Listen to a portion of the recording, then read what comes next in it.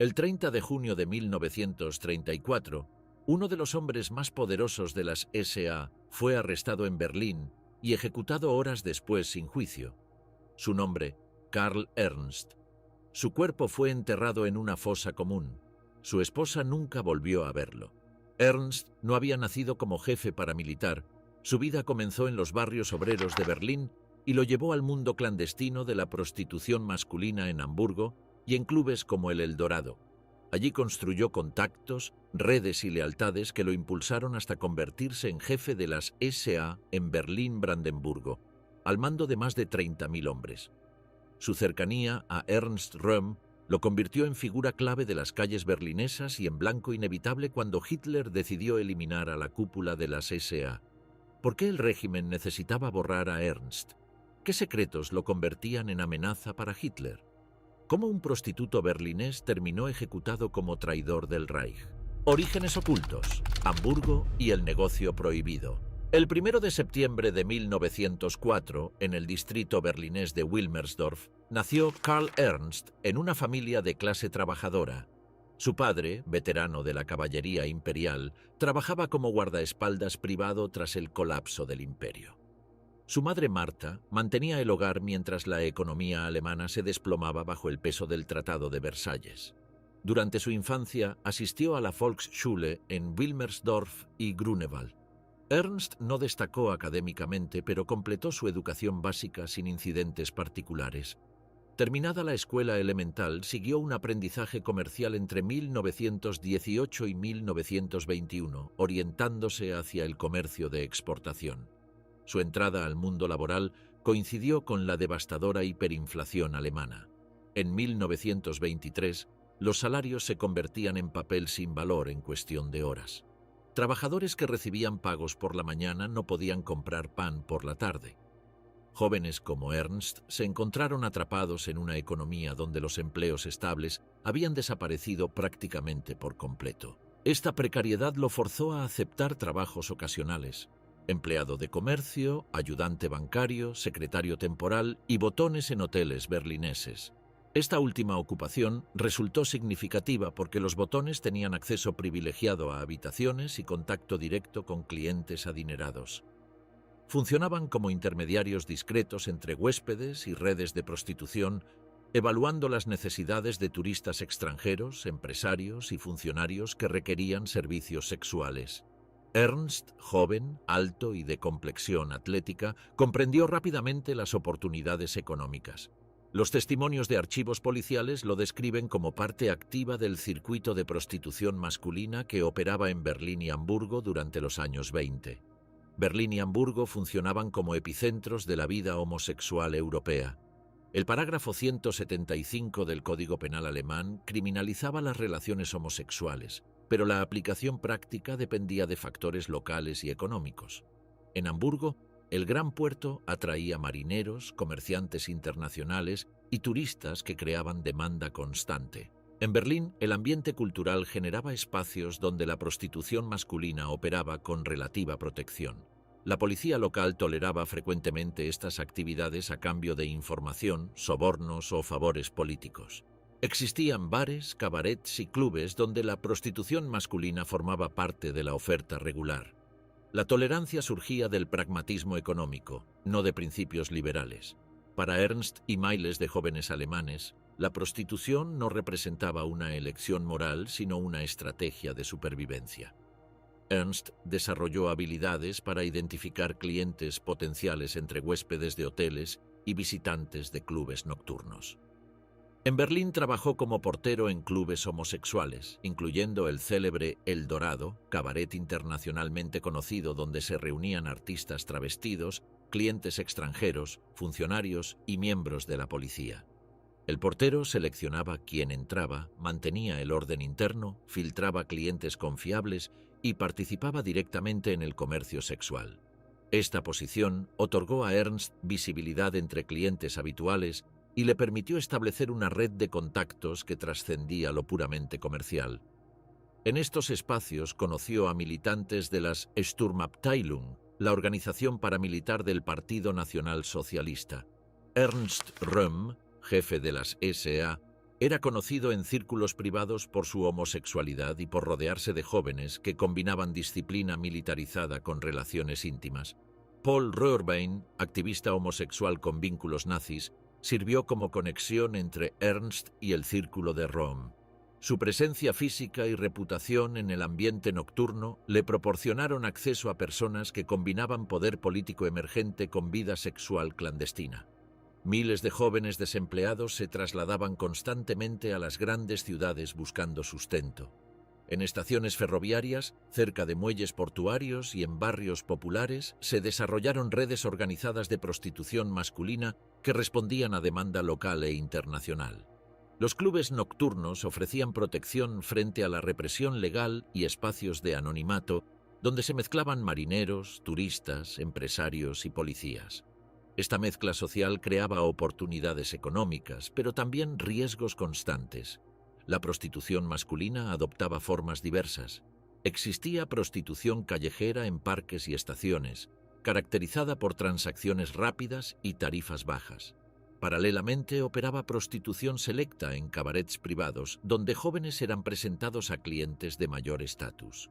Ernst se integró en el segundo ámbito, lo que explica su capacidad posterior para establecer conexiones influyentes. Su trabajo en el Eldorado le proporcionó protección que no tenía la prostitución callejera, sometida a redadas policiales y violencia organizada. Los espacios de prostitución masculina funcionaban como redes informales de ascenso social. Un joven atractivo podía contactar con empresarios, artistas, políticos y funcionarios. Para Ernst, este ambiente constituyó el puente hacia su futura carrera en las SA. Las relaciones íntimas eran componentes de un sistema de fidelidades personales que se integrarían en estructuras paramilitares. La lealtad sexual y política se entrelazaban de maneras decisivas para el movimiento. La experiencia de Ernst reflejaba las contradicciones de la República de Weimar. La sociedad alemana criminalizaba la homosexualidad, pero permitía espacios visibles de encuentro, comercio sexual y relaciones semipúblicas. Esta tolerancia ambigua surgía de necesidades económicas y limitaciones del aparato represivo. Para jóvenes como Ernst, este doble juego entre ilegalidad formal y tolerancia práctica representaba la única forma de subsistencia. Ernst encontró en la prostitución masculina un medio de supervivencia y una vía de acceso a redes de poder político. Durante los años 20, la inestabilidad política aumentaba. La hiperinflación había arruinado a la clase media y los enfrentamientos entre comunistas y nacionalistas se multiplicaban. Jóvenes del circuito nocturno participaban simultáneamente en organizaciones políticas diurnas. Ernst personificó esta doble pertenencia. Trabajador nocturno en el circuito homosexual y militante en grupos nacionalistas que prometían restaurar el orden alemán. Su paso por la prostitución masculina definió sus conexiones sociales, habilidades de supervivencia y futuras lealtades políticas. Los límites entre marginalidad y política se diluían en una república donde la supervivencia exigía adaptabilidad constante. De marginal a soldado callejero, el ascenso en las SA. La transición de Ernst del ambiente nocturno berlinés hacia estructuras paramilitares organizadas ocurrió durante un periodo de escalada violenta en las calles alemanas. Desde 1919, las ciudades alemanas experimentaban choques sistemáticos entre comunistas, socialdemócratas y fuerzas nacionalistas. Los grupos juveniles paramilitares reclutaban masivamente entre desempleados, ofreciendo identidad colectiva y canalización directa de la violencia urbana. Karl Ernst ingresó en las Sturmabteilung en 1923, el mismo año del fallido golpe de Múnich que llevó a la prohibición temporal de la organización nazi. Durante este periodo de ilegalidad, Ernst permaneció activo en estructuras afines como el Frontbahn y el grupo juvenil Viking Bund. Esta continuidad le permitió adquirir experiencia práctica en organización de marchas, disciplina militarizada y tácticas de enfrentamiento urbano mientras mantenía sus empleos en el sector servicios. Las SA se diferenciaban fundamentalmente del ejército regular por su estructura abierta y requisitos mínimos. No exigían formación militar previa ni credenciales educativas específicas. Bastaba demostrar disposición para la violencia física y lealtad inequívoca al partido. En este contexto, Ernst resultó un intermediario eficaz porque conocía tanto ambientes marginales como círculos de ocio nocturno donde podía reclutar hombres jóvenes sin perspectivas. Su base de reclutamiento eran precisamente los espacios que dominaba: tabernas populares, clubes nocturnos, gimnasios y círculos de jóvenes desempleados. Allí encontraba candidatos ideales para transformarse en soldados de calle. Su carisma personal y sus contactos establecidos con figuras cercanas a Ernst Röhm lo colocaron rápidamente en posición privilegiada dentro de la estructura berlinesa. Röhm valoraba específicamente a hombres como Ernst porque podían movilizar rápidamente grupos de choque para imponer presencia nazi en las calles. Röhm mantenía un círculo selecto de allegados que combinaban funciones políticas organizativas con lealtades personales intensas. Ernst ingresó en este círculo y comenzó a destacarse por su capacidad operativa inmediata. En 1930, coincidiendo con el crecimiento electoral significativo del partido nazi, las SA berlinesas se reorganizaron completamente. Ernst obtuvo mando directo del Sturm 33, una de las unidades más violentas y temidas de la capital.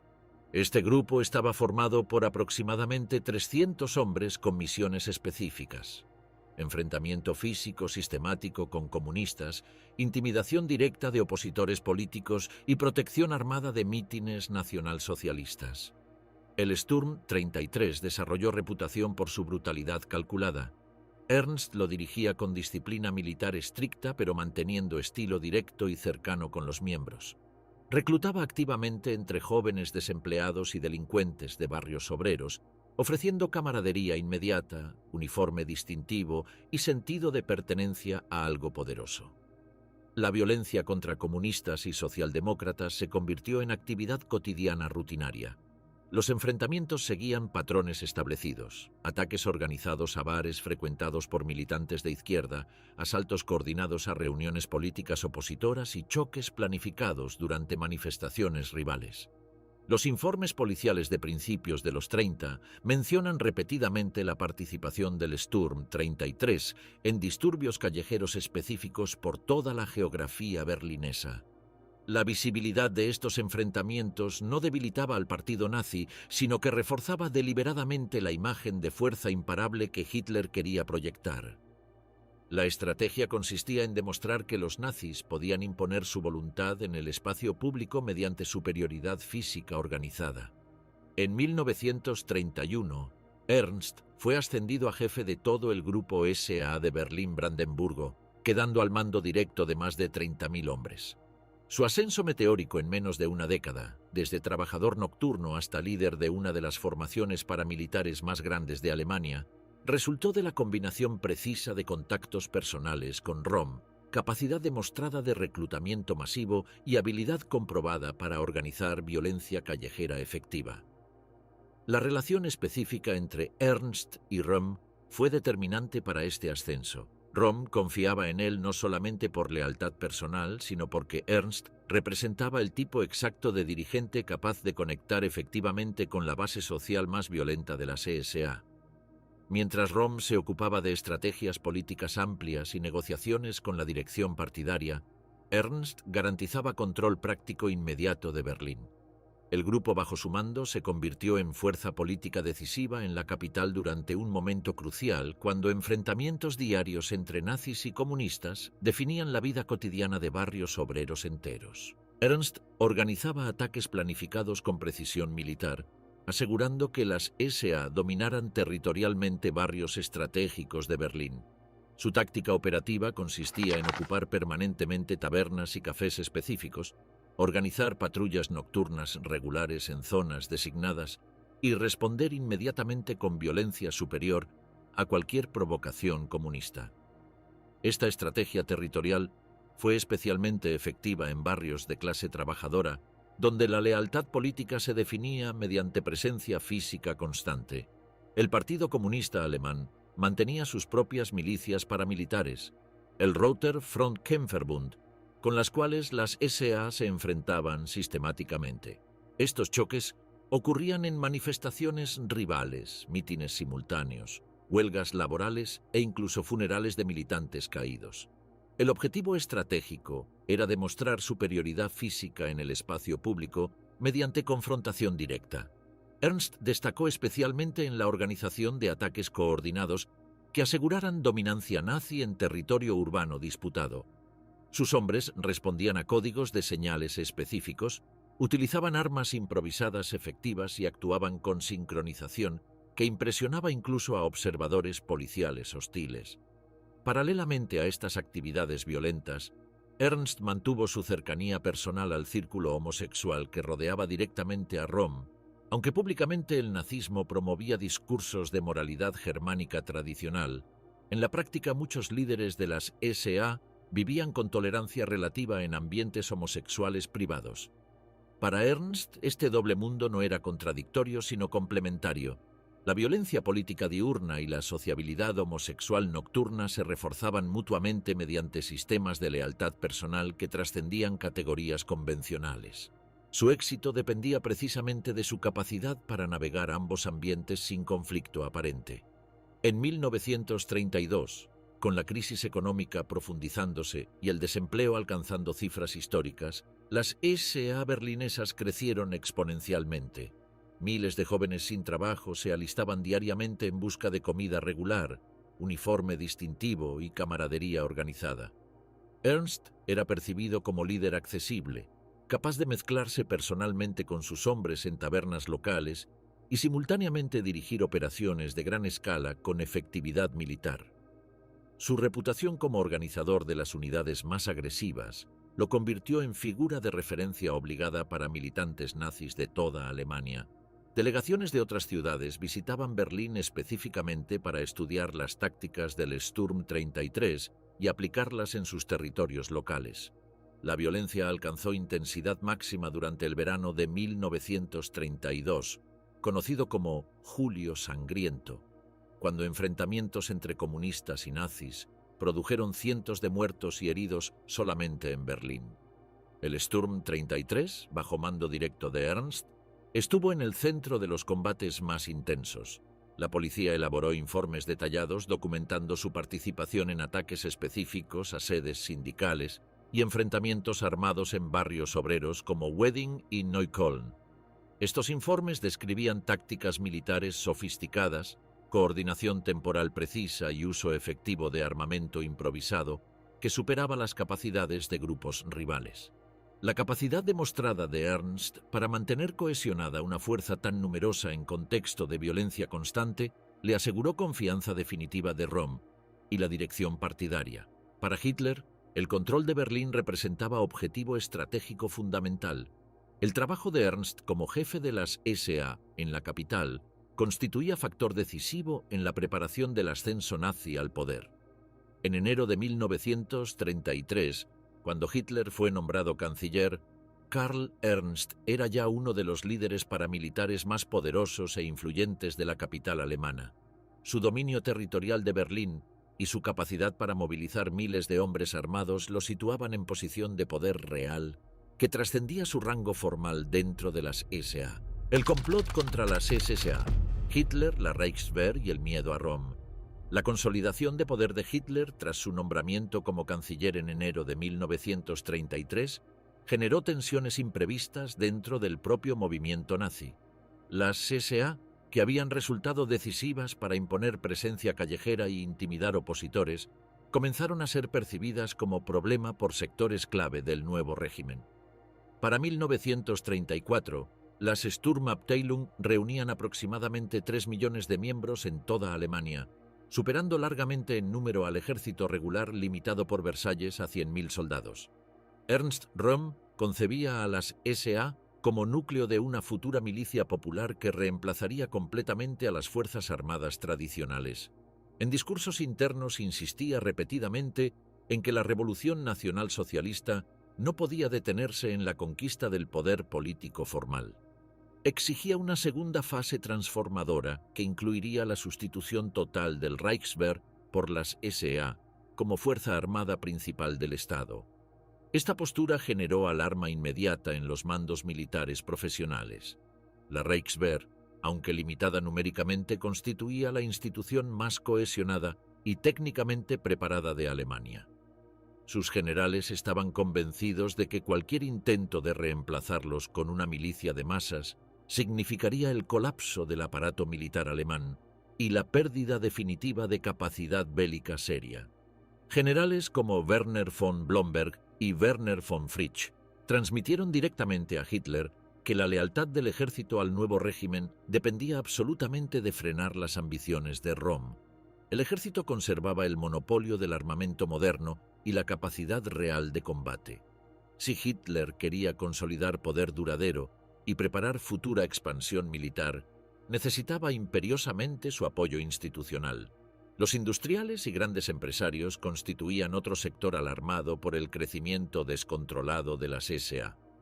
Estos habían financiado y apoyado al nazismo como freno efectivo contra el comunismo, esperando estabilidad política favorable para sus negocios.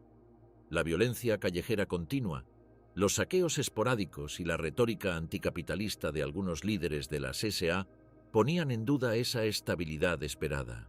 Röhm y sectores radicales de las SA mantenían discurso explícitamente anticapitalista, reclamando una segunda revolución que redistribuyera la riqueza y eliminara privilegios de clase.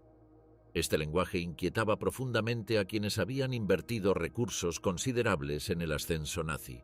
Industriales influyentes como Fritz Thyssen presionaban activamente para que el gobierno redujera el poder de las SA y garantizara orden económico predecible. Hitler se encontraba atrapado entre lealtades contradictorias. Las SA habían sido instrumentales para su éxito político, imponiendo presencia nazi en las calles e intimidando sistemáticamente a rivales políticos. Röhm, además, era camarada de los primeros tiempos con quien mantenía relación personal de años. Sin embargo, Hitler necesitaba consolidar poder frente a élites tradicionales, ejército, empresarios y burocracia estatal. A partir de 1933, Hitler comenzó distanciamiento estratégico de las SSA. Necesitaba al ejército para planes de expansión militar futura y a los industriales para sostener la economía del régimen.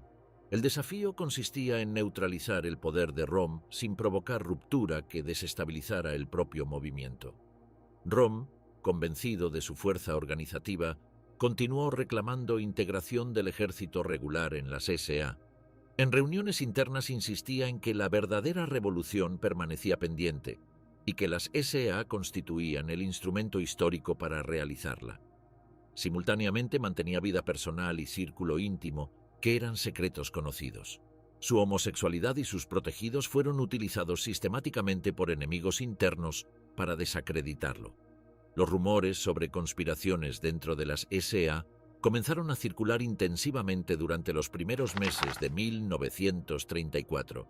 Informes de inteligencia militar y policía de seguridad presentaban a Röhm como amenaza directa que buscaba desplazar a Hitler mediante golpe interno. Aunque muchos informes exageraban deliberadamente los hechos, fueron utilizados para presionar al canciller hacia acción definitiva. Heinrich Himmler y Reinhard Heydrich, al mando de las SS y el aparato policial, empezaron elaboración sistemática de dossiers sobre actividades de Röhm y sus colaboradores principales. Hermann Göring, como jefe de la policía prusiana, participó activamente en acumulación de pruebas y rumores contra las SA. El interés de estos dirigentes era transparente: eliminar a las SA como fuerza autónoma y consolidar sus propias posiciones dentro del régimen. Himmler quería convertir a las SS en élite separada y leal únicamente a Hitler. Göring buscaba mantener control absoluto sobre policía y aparato represivo estatal. La presión decisiva vino del ejército. En junio de 1934, Hitler fue advertido formalmente de que la Reichswehr no aceptaría planes de rearme ni se subordinaría al Estado nazi mientras las SA mantuvieran sus demandas de absorción militar. La lealtad militar, absolutamente necesaria para cualquier proyecto de expansión, estaba condicionada explícitamente a la eliminación del poder de Röhm. Simultáneamente, las quejas empresariales y la oposición interna dentro del propio partido aumentaban sistemáticamente. Hitler comprendió que mantener a las SA en su posición actual significaba arriesgar pérdida del apoyo de sectores decisivos para la consolidación del régimen. Durante la primavera de 1934, se preparó meticulosamente la operación para neutralizar a las SA. Himmler y Heydrich proporcionaron informes fabricados que describían a Röhm como conspirador activo contra Hitler. Göring puso a disposición sus fuerzas policiales para operaciones coordinadas. Hitler, después de semanas de vacilación, aceptó la necesidad estratégica de una purga violenta. La decisión no se comunicó públicamente, pero se coordinó secretamente entre los sectores leales a Hitler. Entre mayo y junio de 1934, se elaboraron listas detalladas de líderes de las SA considerados peligrosos o potencialmente desleales. Röhm y sus principales colaboradores fueron señalados como objetivos prioritarios inmediatos. El plan operativo consistía en atraer a Röhm y sus principales comandantes a un encuentro donde serían arrestados sin resistencia posible. Mientras tanto, en Berlín y otras ciudades principales, las SS y la policía eliminarían simultáneamente a los jefes intermedios para desarticular completamente la organización. Hitler programó una reunión de Röhm y la cúpula de las SA en el Hotel Hanselbauer de Bad Wiessee, Baviera. El encuentro estaba programado para finales de junio. Röhm confiaba en que allí podría discutir directamente con Hitler sus planes de reorganización militar. Ignoraba completamente que la reunión sería utilizada para su arresto y posterior ejecución. En paralelo, Göring coordinaba en Berlín las fuerzas policiales para actuar simultáneamente contra los líderes de las SA en la capital. Entre los nombres señalados como objetivos prioritarios estaba Karl Ernst, jefe de las SA de Berlín-Brandeburgo, cuya influencia territorial lo convertía en blanco fundamental de la operación. Durante la última semana de junio de 1934, la tensión política era palpable en círculos dirigentes. Rumores contradictorios de conspiraciones circulaban por toda Alemania. Röhm mantenía confianza en su posición de fuerza organizativa. Hitler conservaba silencio público mientras preparaba el momento preciso de la acción decisiva. El 29 de junio de 1934, un día antes de que Hitler ejecutara la purga que la historia recordaría como la Noche de los Cuchillos Largos, Karl Ernst se encontraba en una situación personal completamente ajena a las tensiones políticas que se gestaban. Había contraído matrimonio recientemente con una joven berlinesa y habían planificado una luna de miel en las Islas Canarias. Los planes de la pareja incluían partir de Berlín en tren hacia el puerto de Bremen y desde allí abordar un transatlántico con destino a Madeira. Ernst había reservado pasajes en primera clase y había informado a sus subordinados en las SA que estaría ausente durante varias semanas. Su estado de ánimo era optimista y no mostraba signos de preocupación por su seguridad personal. La mañana del 30 de junio, Ernst y su esposa llegaron temprano a la estación Lehrter Bahnhof de Berlín para abordar el tren programado hacia Bremen.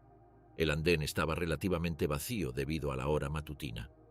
Mientras esperaban la señal de embarque, un grupo de hombres vestidos de civil se acercó directamente hacia ellos.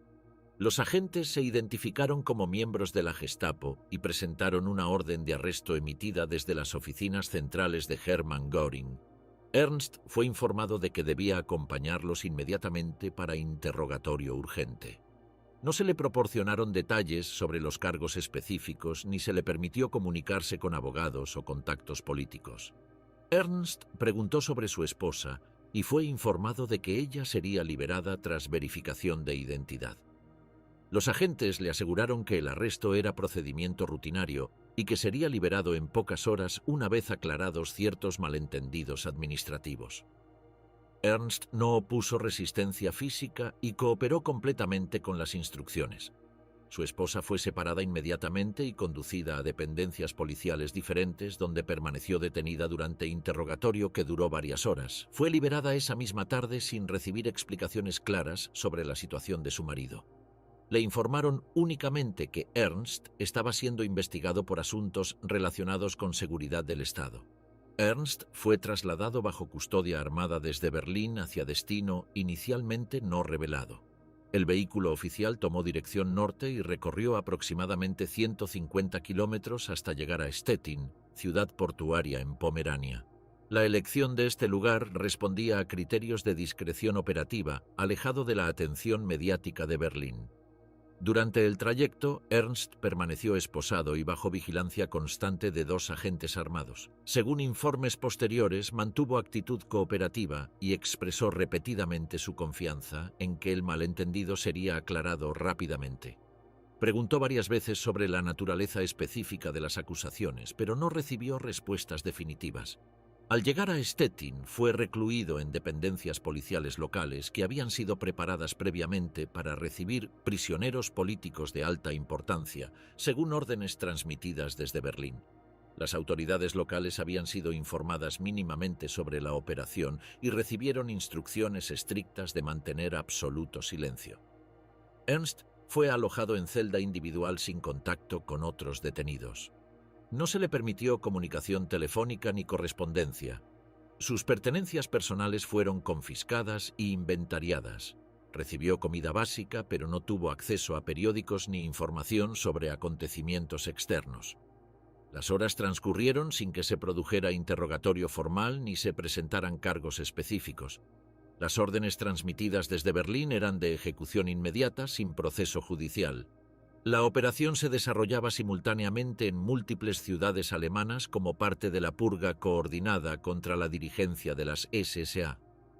Durante esas mismas horas, Röhm había sido arrestado en el Hotel Hanselbauer en Bad Wiessee junto con otros dirigentes principales de las SA. La purga se ejecutaba según cronograma preciso. En Berlín, Múnich y varias ciudades alemanas, decenas de comandantes de las SA eran detenidos y ejecutados sin proceso legal. La ejecución de Ernst tuvo lugar en la tarde del 30 de junio en las afueras de Stettin. Fue conducido desde su celda por un destacamento policial reducido hacia un área despoblada en los márgenes urbanos. No se le informó sobre el destino final del traslado, ni se le permitió despedida o comunicación final.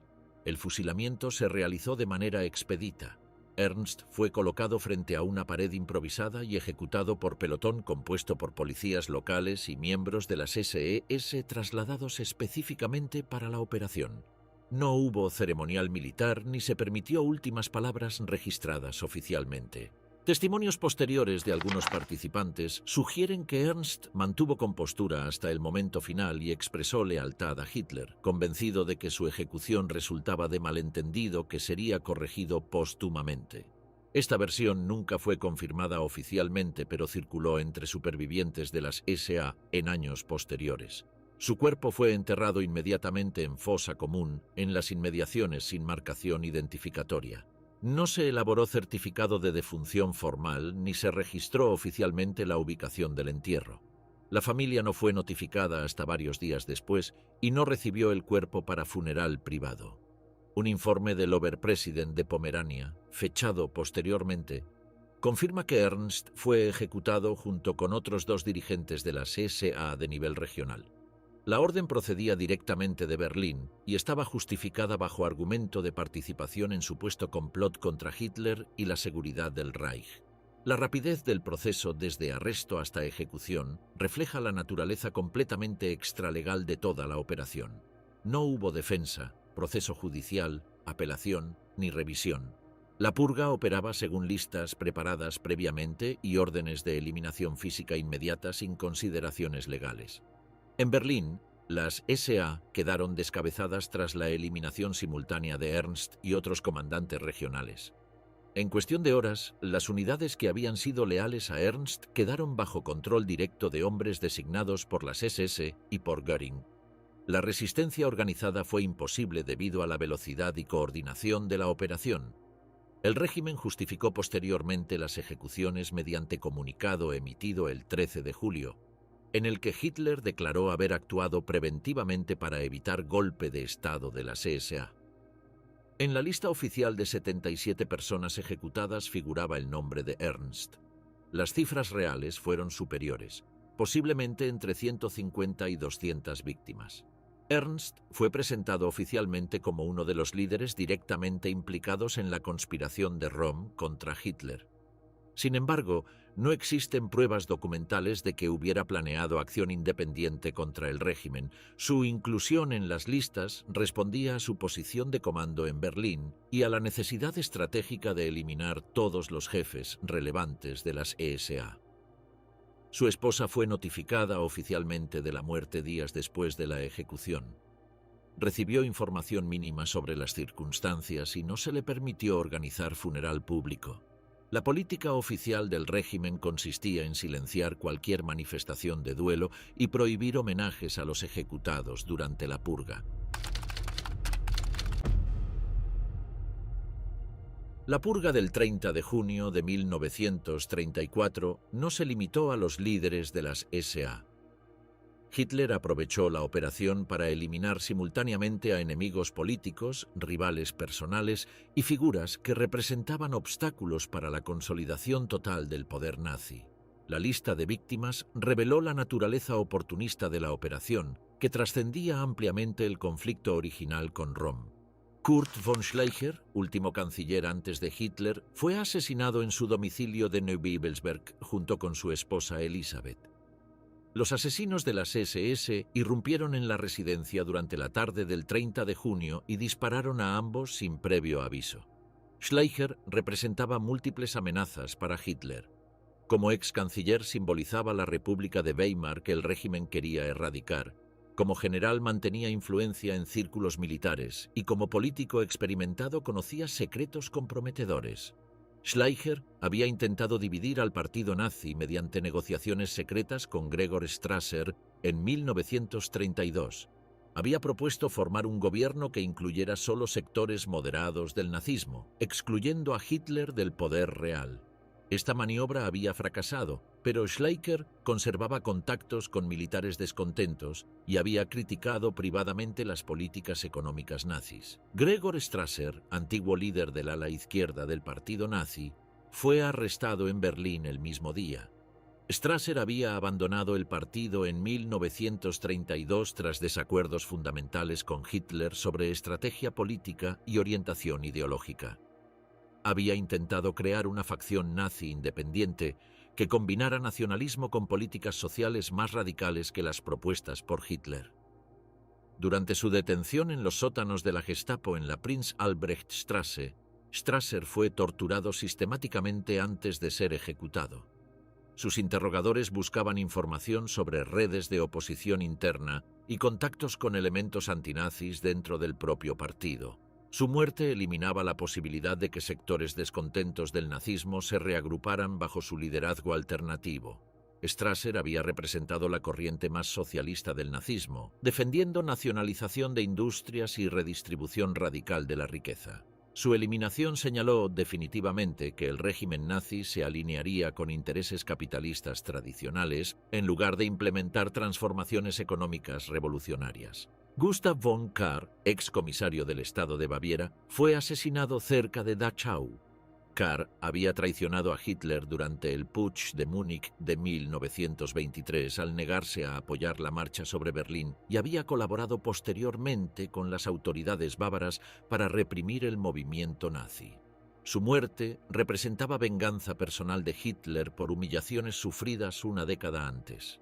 El caso de Kahr ilustraba que Hitler mantenía memoria detallada de traiciones pasadas y utilizaría cualquier oportunidad para saldar cuentas pendientes. Kahr se había retirado de la política activa y no representaba amenaza inmediata, pero su supervivencia recordaba al público bávaro que Hitler había sido derrotado militarmente en Múnich. Edgar Julius Jung, intelectual conservador y redactor de discursos del vicecanciller Franz von Papen, fue ejecutado en Oranienburg. Jung había criticado abiertamente la radicalización del régimen nazi y había abogado por un conservadurismo autoritario tradicional que limitara el poder del partido. Su eliminación enviaba mensaje claro a intelectuales conservadores que mantenían esperanzas de moderar el nazismo desde dentro. Jung había redactado el famoso discurso de Marburgo pronunciado por von Papen el 17 de junio, que criticaba la revolución permanente nazi y pedía retorno a valores conservadores cristianos. El discurso había generado expectativas de que los conservadores tradicionales podrían frenar la radicalización nazi, expectativas que la muerte de Jung destruyó completamente. El padre Bernhard Stempfle, sacerdote católico que había ayudado a Hitler a escribir Mein Kampf durante su encarcelamiento, fue asesinado cerca de Múnich. Stempfle conocía detalles embarazosos sobre la vida personal de Hitler y había expresado descontento creciente con la persecución religiosa iniciada por el régimen. Su muerte eliminaba un testigo incómodo del pasado nazi que podía revelar aspectos privados comprometedores. Stempfle había colaborado estrechamente con Hitler durante los meses de prisión en Landsberg, corrigiendo el estilo literario y sugiriendo modificaciones ideológicas al texto de Mein Kampf. Su conocimiento íntimo de las ideas primitivas de Hitler y de su comportamiento personal lo convertía en fuente potencial de revelaciones embarazosas para el régimen. Willy Schmidt, crítico musical del Münchener Neueste Nachrichten, fue ejecutado por error debido a confusión de identidad con Ludwig Schmidt, dirigente de las SA de Múnich. El asesinato accidental de Schmidt ilustra la naturaleza descontrolada de la purga, donde la eficiencia operativa importaba más que la precisión en la identificación de objetivos. La muerte de Schmidt nunca fue reconocida oficialmente como error, y su familia recibió compensación económica silenciosa con la condición de no mencionar públicamente las circunstancias reales. Este caso demostró que el régimen estaba dispuesto a eliminar inocentes antes que admitir errores operativos. Erich Klausener, dirigente de Acción Católica y funcionario del Ministerio de Transporte, fue asesinado en su oficina de Berlín. Klausener había pronunciado discursos críticos sobre el paganismo nazi y había defendido los derechos de la Iglesia Católica frente al Estado. Su eliminación formaba parte de la ofensiva nazi contra el catolicismo político organizado. Klausener había organizado el Congreso Católico de Berlín en junio de 1934, donde había pronunciado discursos implícitamente críticos del régimen. Su posición como funcionario público y líder católico lo convertía en símbolo de la resistencia potencial de la Iglesia contra la nazificación de la sociedad alemana. Herbert von Boos, secretario de prensa del vicecanciller von Papen, fue ejecutado en la Cancillería del Reich.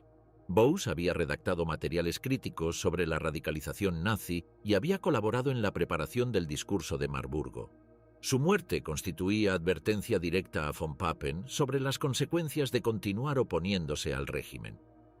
La ejecución de Bose en el edificio gubernamental principal enviaba mensaje específico a funcionarios conservadores. Ningún cargo oficial ofrecía protección contra la violencia nazi si se oponían a las directrices del partido. Su muerte paralizó efectivamente la oposición conservadora dentro del gobierno. Karl Ernst había sido incluido en esta lista no solo por su posición en las SA, sino por su conocimiento detallado de secretos comprometedores sobre líderes nazis. Su paso por ambientes de prostitución masculina lo había puesto en contacto con información sobre la vida privada de figuras prominentes del régimen, información que podía ser utilizada como chantaje político. El total real de víctimas superó ampliamente las cifras oficiales. Mientras el régimen reconoció 77 ejecuciones, investigaciones posteriores sugieren que murieron entre 150 y 200 personas durante los días de la purga. Muchas muertes nunca fueron documentadas oficialmente, y las familias recibieron órdenes de mantener silencio absoluto bajo amenaza de represalias. La diversidad de las víctimas reveló que la purga había servido múltiples propósitos simultáneos: eliminar rivales políticos, vengar traiciones pasadas, silenciar testigos incómodos, aterrorizar a opositores potenciales y consolidar el control absoluto del partido sobre el Estado alemán. La operación estableció precedente de que Hitler utilizaría violencia extralegal sistemática contra cualquier amenaza percibida a su autoridad personal. Mentira oficial: el discurso fabricado del régimen. El proceso de elaboración de las listas de víctimas para la purga del 30 de junio reveló la naturaleza meticulosa y oportunista de la operación nazi. Durante las semanas previas, Heinrich Himmler y Reinhard Heydrich coordinaron la recopilación de nombres desde múltiples fuentes. Las SS mantenían archivos detallados sobre enemigos políticos potenciales, rivales internos del partido y figuras consideradas problemáticas para el régimen. Los criterios para inclusión variaban según consideraciones políticas inmediatas.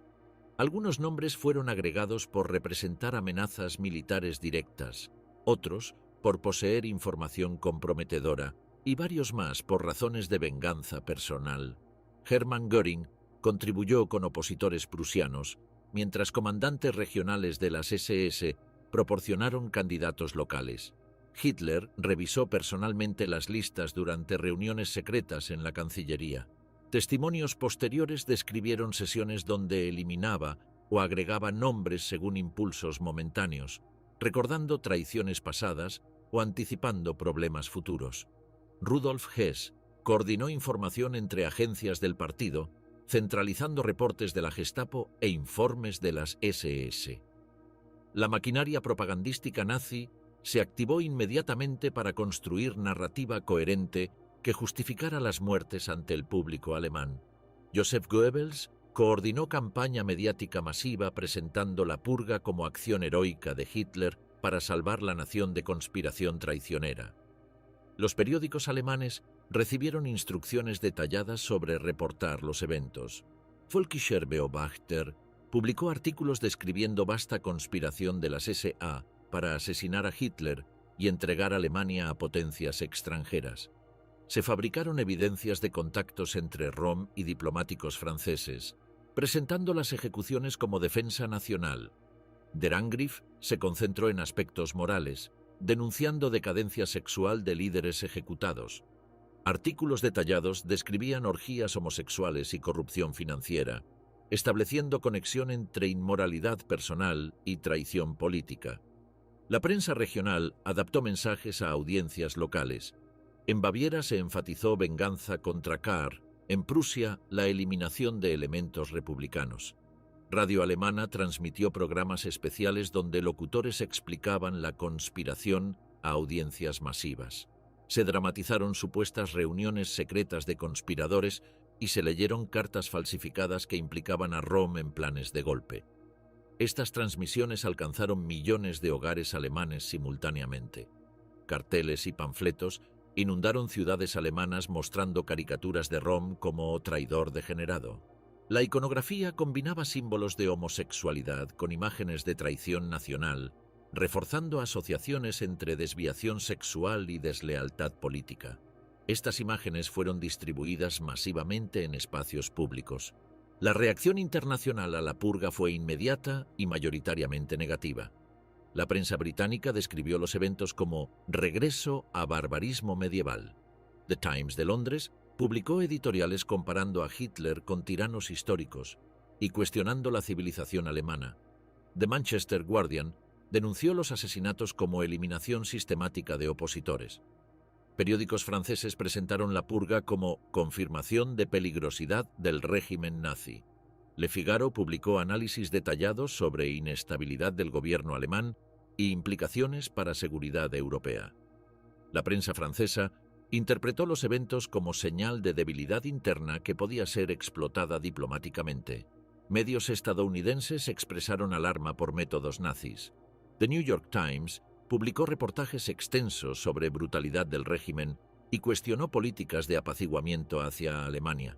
Time Magazine dedicó portada a los eventos, describiendo a Hitler como dictador sanguinario comparable a Stalin. Gobiernos extranjeros respondieron con preocupación diplomática. El Foreign Office británico expresó inquietud oficial por métodos extrajudiciales y advirtió sobre implicaciones para relaciones bilaterales. Francia consideró endurecer posiciones en negociaciones de desarme y reforzar alianzas defensivas.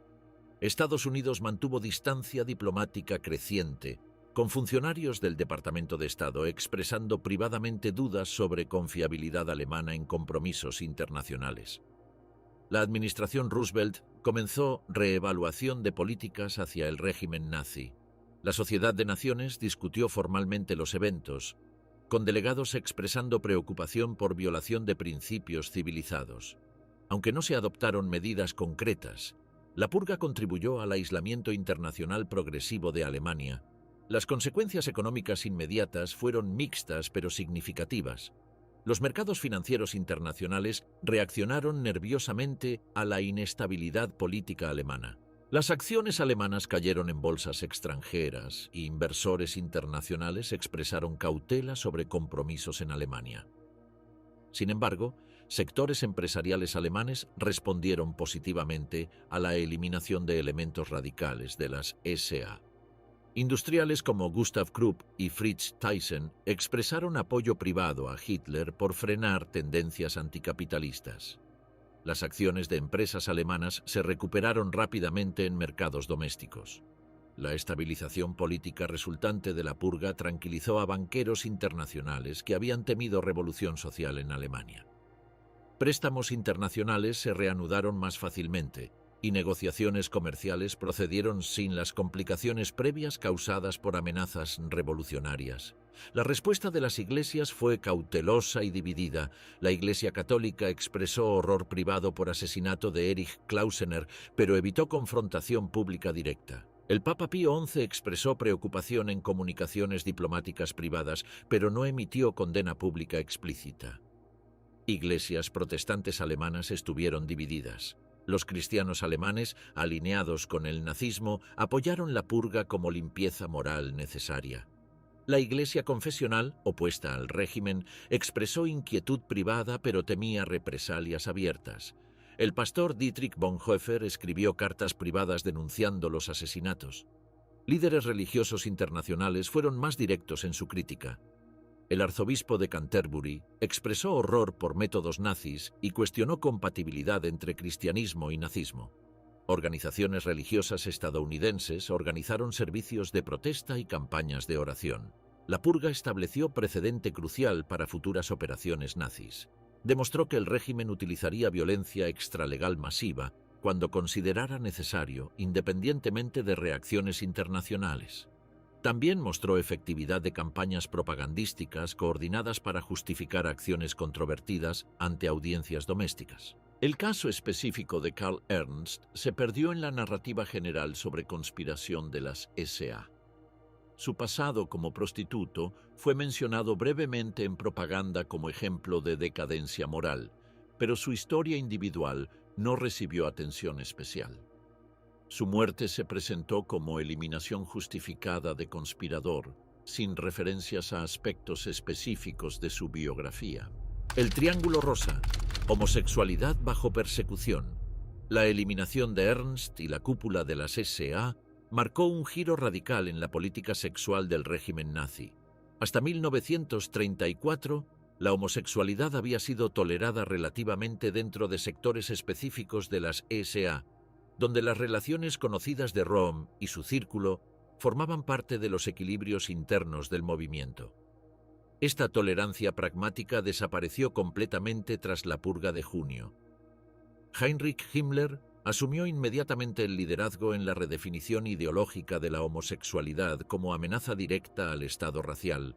Las SS, bajo su control absoluto, impusieron una política donde la homosexualidad fue catalogada como traición biológica a la comunidad aria y obstáculo fundamental para la reproducción racial necesaria. El parágrafo 175 del Código Penal, que ya criminalizaba relaciones homosexuales desde el siglo XIX, fue reforzado significativamente en 1935. La nueva redacción expandía la definición legal para incluir cualquier acto considerado objetivamente lascivo entre hombres, eliminando la necesidad de probar penetración específica y permitiendo condenas basadas en evidencia circunstancial mínima. Esta ampliación legal coincidió con intensificación sistemática de la persecución policial. Miles de hombres fueron arrestados bajo acusaciones relacionadas con homosexualidad durante los años siguientes. Las redadas se organizaron meticulosamente, utilizando informantes, registros domiciliarios sorpresivos y vigilancia sistemática de lugares de encuentro conocidos. Himmler creó en 1936 la Reichszentrale zur Bekämpfung der Homosexualität und Abtreibung, institución centralizada para coordinar la represión nacional. Desde esta oficina se elaboraban listas negras extensas, se coordinaban operaciones policiales interregionales y se desarrollaba documentación sistemática sobre redes homosexuales en todo el territorio alemán. La persecución no se limitó a civiles, sino que se extendió intensivamente a militares, funcionarios públicos, maestros y cualquier persona en posición de autoridad. La simple denuncia o sospecha bastaba para iniciar investigación que frecuentemente resultaba en ruina profesional, encarcelamiento o deportación a campos de concentración. Los homosexuales deportados a campos llevaban triángulo rosa como distintivo identificatorio.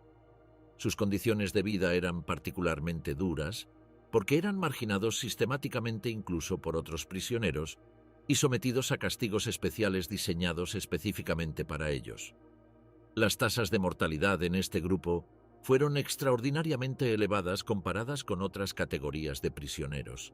Experimentos médicos fueron realizados en homosexuales internados, incluyendo intentos de conversión hormonal y castración quirúrgica. Estos procedimientos eran presentados como investigación científica para desarrollar métodos de curación de la homosexualidad que pudieran aplicarse a escala social amplia. La transformación posterior a 1934 fue crucial para este proceso sistemático.